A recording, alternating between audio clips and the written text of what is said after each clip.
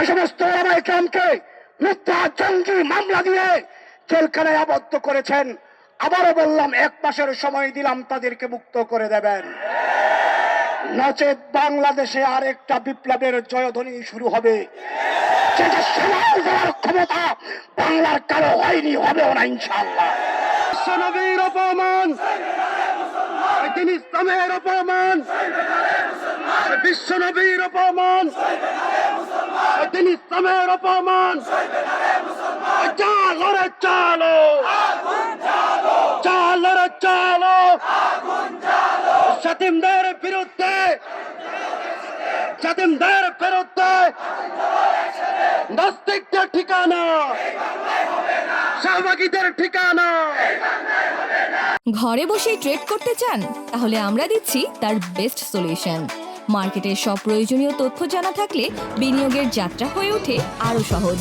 তাই আপনার সফলতার সম্ভাবনাকে কাজে লাগাতে ডাউনলোড করুন দেশের নাম্বার 1 ট্রেডিং অ্যাপ গিফটিফাস্ট। 2013 সালের 5ই মে সর্বশেষ ব্যক্তি আমি এখান থেকে গিয়েছিলাম।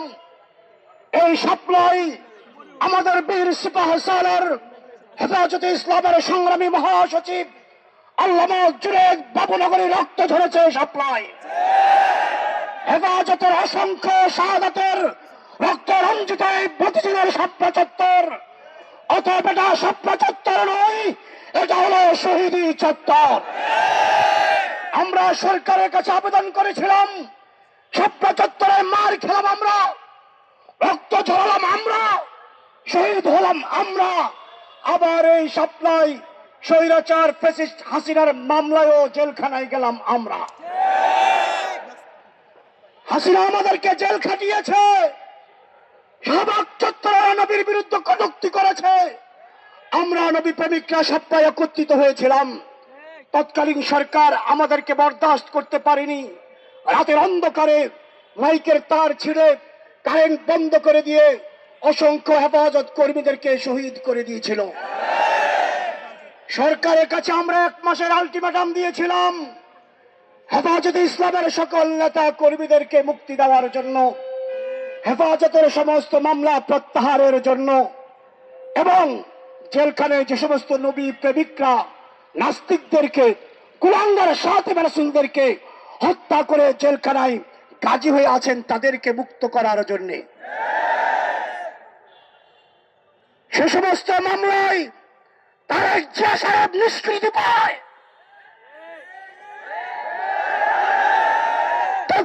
খালেদা জিয়ার সাবেক স্বরাষ্ট্র প্রতিমন্ত্রী লুৎফুজ্জামান বাবর মুক্তি পায়, মগর আমাদের ওলামায়ে কেরাম মুক্তি পায় না কেন? এটা জিজ্ঞাসা করতে চাই। সরকারকে বলবো, অনতিবিলম্বে যে সমস্ত ওলামায়ে কেরামকে মিথ্যা জঙ্গি মামলা দিয়ে জেলখানায় আবদ্ধ করেছেন, আবারও বললাম, 1 মাসের সময় দিলাম, তাদেরকে মুক্ত করে দেবেন, নচেত বাংলাদেশে আরেকটা বিপ্লবের জয়ধ্বনি শুরু হবে। যেটা সমাজ দেওয়ার ক্ষমতা বাংলার কারো হয়নি, হবেও না ইনশাআল্লাহ। আমরা তো এই জন্য রক্ত দিয়েছিলাম যাতে ভারতীয় লেসপেন্সাররা যারা আছে, যাতে বাংলাদেশে ভারতীয় আধিপত্যবাদ আর টিকে থাকতে না পারে। এরপরেও আমরা দেখছি যখনই বাংলাদেশে ইসলাম বিদ্বেষিতা শুরু হয়, তখন আমাদের সুশীলরা চুপ করে বসে থাকে এবং বলে তাওহীদি জনতারা নাকি মপ করে বেড়ায়। আমি স্পষ্ট করে বলতে চাই, যত দ্রুত সম্ভব যদি এই রাষ্ট্র তাওহীদি জনতার গুরুত্ব না বুঝে, এই রাষ্ট্রে এখন যারা আছে উপদেষ্টা মহলে, এদের মেয়াদ মাত্র 1 বছর, এই 1 বছর থেকে শুরু করে তাদের পতনের ঘোষণা শুরু হবে। আমি নিজে বাদী হয়ে মতিঝিল থানায় অভিযোগ দায়ের করেছিলাম যে কেন 1 সপ্তাহ হয়ে গেল এখনো পর্যন্ত রাখাল রাহার মতো কুলঙ্গারদের বিচার হলো না, তাদেরকে গ্রেফতার করা হলো না। রাষ্ট্রযন্ত্র আমাকে বুঝায় যে ভাইয়া দেখেন, এখানে তো আমাদের দোষ নাই, এই রাষ্ট্রযন্ত্রে মুজিবের অবমাননা হলে এই অবমাননার শাস্তির আইন আছে, এই অবমাননার জন্য মানুষকে গ্রেফতার করা যায়, কিন্তু রাসূলুল্লাহ সাল্লাল্লাহু আলাইহি ওয়াসাল্লামের অবমাননা হলে এর বিচারের কোনো আইন বিধান আমরা খুঁজে পাই না। প্রশাসন আমাকে বলে আমাদের ভিতরে অনেকেই আছে যাদের অন্তর জ্বালা করে, যারা আমরা অনেকেই আছি যখন রাসূলকে অবমাননা করতে শুনি আমাদের রক্ত টকবক করে, কিন্তু আমরা এমন একটা ধারা খুঁজে পাই না যে ধারা দিয়ে তাদেরকে আমরা অ্যারেস্ট করে আনবো এবং বিচারের আওতায় সম্মুখীন করব।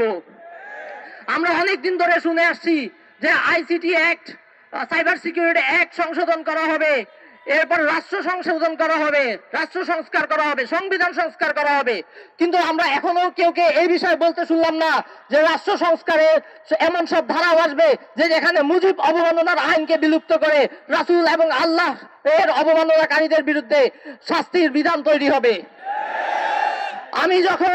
আমি গত এক সপ্তাহ ধরে ঢাকা শহরের অলিগলি ঘুরে বেড়াচ্ছি, থানায় থানায় ঘুরছি, আদালতে চক্কর করছি।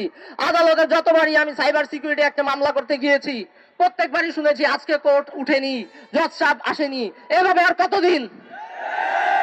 এ তাওহীদি জনতাকে পরীক্ষা নিয়েন না। স্পষ্ট করে বলতে চাই, আমরা রক্ত দেয়া শিখে গেছি। এর আগে আমরা 13 সালে রক্ত দিয়েছি, পর্যায়ক্রমে ধাপে ধাপে রক্ত দিয়েছি, প্রয়োজনে আরো রক্ত দিব।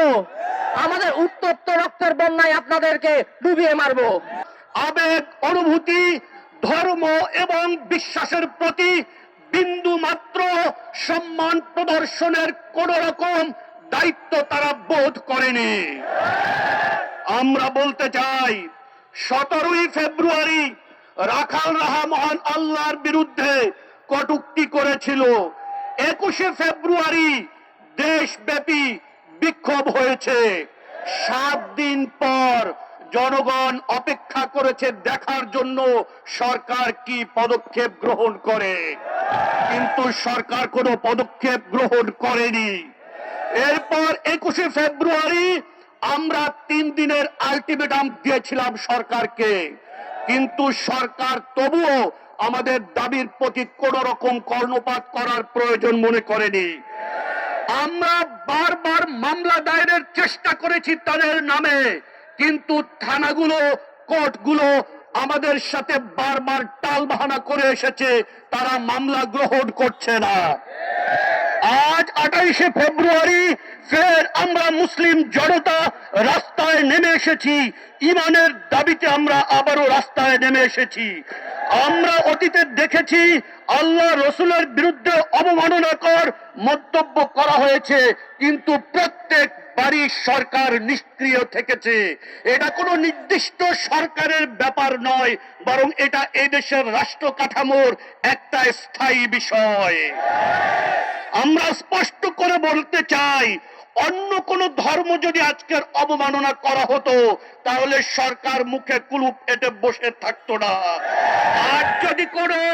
আজ যদি কোনো রাজনৈতিক নেতাকে চ বর্গ দিয়ে গালি দেওয়া হতো তাহলে প্রশাসন চুপ করে বসে থাকতো না।